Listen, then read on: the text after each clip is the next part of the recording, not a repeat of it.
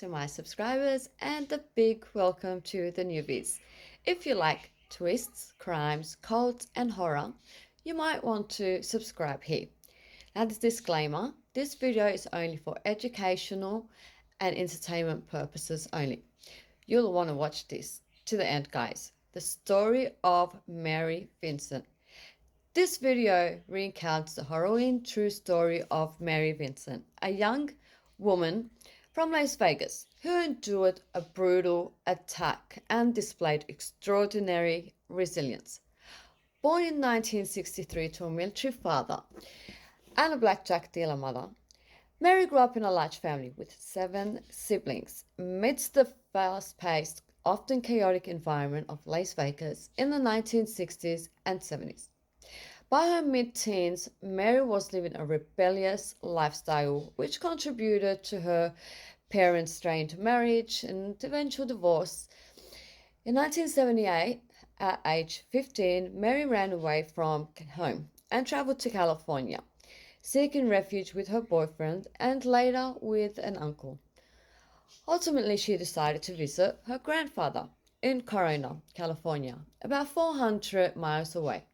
Hitchhiking, a common practice at the time, led her to accept a ride from 50-year-old Lawrence Singleton, a seemingly kinder old man. However, Lawrence was a dangerous individual who displayed and has a history of violent behavior and deep-seated hatred towards women. Wrong guy, girl. So during the ride, the situation turned nightmarish. Lawrence deceived Mary, stopped in a remote canyon, and attacked her. He tied her up, essayed her multiple times. Now, Mary was trying to set herself free, as you would. He said to Mary, "So you want to be free? I will free you." Then, in a horrifying act, Lawrence severed both of her forearms with a hatchet before pushing her down a steep embankment and abandoning her in a concrete pipe. Now, despite the severe trauma, Mary's remarkable courage and quick thinking enabled her to survive. She used mud stem to stop the bleeding from her severed arms, climbed up the highway, and flagged down help. After initial fear from one passerby who fled, a second car stopped and rushed Mary to the hospital. Mary's cooperation with the police, including provided a detailed sketch of Lawrence, led to his rapid identification and arrest. He was dubbed the Mad Chopper.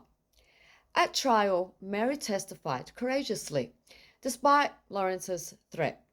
He was convicted and sentenced to 14 years, 14 years, the maximum allowed at the time for his crimes. However, he only served 8 years before being paroled due to good behavior.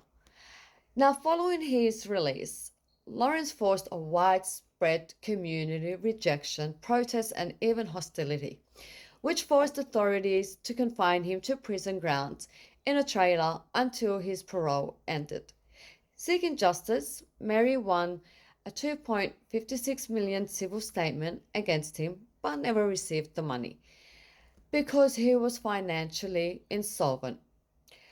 Lawrence continued to commit crimes, including theft and assault, and in 1997 was convicted of murdering a woman in Florida. He was sentenced to death but died of cancer in 2001 before the sentence could be carried out. But that was not the end or the closure to Mary's struggles and trauma. Mary's life after the attack remained difficult. She struggled with mental health issues, intense nightmares, and feelings of isolation.